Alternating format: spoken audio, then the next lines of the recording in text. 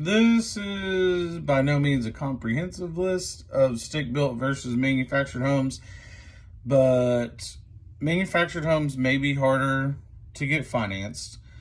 They must be affixed to the land and you must own the land. So I think the subject property that we're looking at, they are, but keep in mind that like anything in a mobile home park or anything like that's going to be difficult to get financing on. And this is why, because in other states may be different, but in Texas, mobile homes are personal property in many instances, even modular homes. And there's things that you can do to make them not personal property.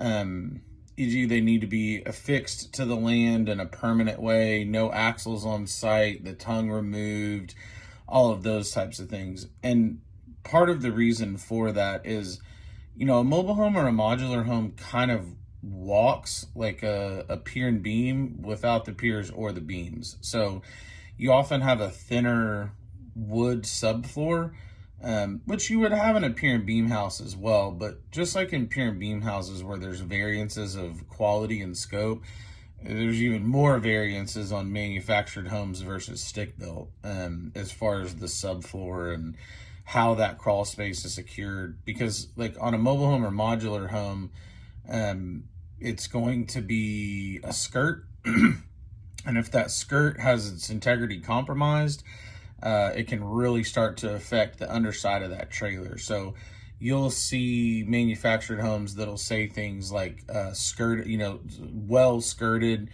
and skirt materials can come in a whole variety of things. Like there's with most things, there's an accepted kind of general standard that can be operated to, but maybe they did, maybe they didn't. So, but a metal skirt that is affixed with screws in good shape and hasn't had its integrity compromised is something to look at.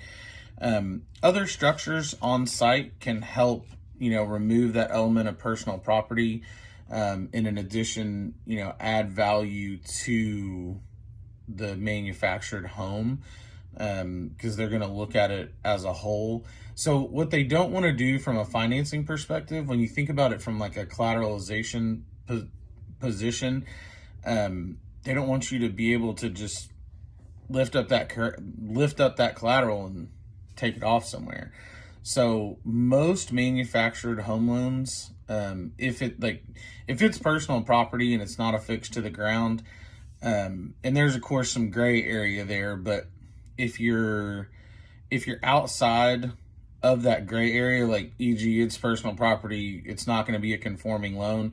At that point, you're with like private money or small banks, and your interest rates are typically going to be higher. So when interest rates were lower, that was less of an impact, but now it's a higher impact. From a resale perspective, you sometimes have some stigma issues. It's a fine line to walk to make sure that it's, fixed to the ground, easily financeable, all of those things. But like this subject property that we're looking at, they had it listed for some time as a manufactured home and it didn't pop.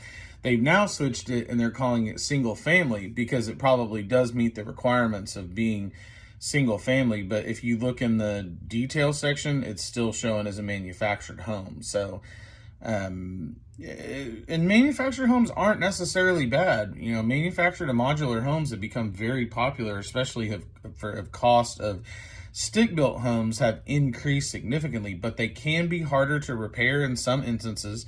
A lot of times they don't have drywall, they have plastic walls. And when those plastic walls break, crack, pop, otherwise get distorted, it's very difficult to repair because it's plastic, not drywall. Parts can be difficult to get. Some modular homes and mobile homes are kind of like vehicles. They have brand specific parts that you'll have to go get that are specific to that or have to retrofit. But subfloor management and looking at the materials going, hey, are there standard stick-built materials in this house? Can I go patch the drywall if I need to? Is the plumbing a system that works and makes sense?